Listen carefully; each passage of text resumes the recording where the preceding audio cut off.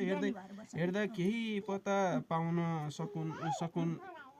सक्नु भएन र देवताहरूले भने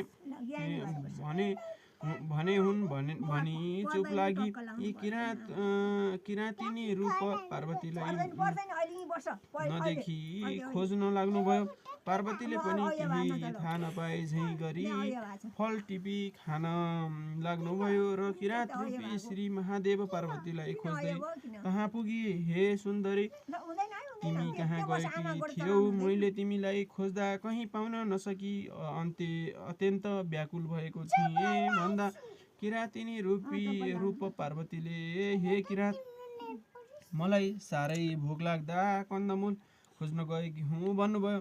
यस्तै प्रकारसित अनेक कुरा गरिरहँदा पूर्णचन्द्र भन्दा पनि राम्री पार्वतीलाई देखि श्री महादेवको चित्त चञ्चल भई कामले पीडा गर्यो र किराँतिनी रूप पार्वतीलाई समात्न जाइ लाग्नुभयो।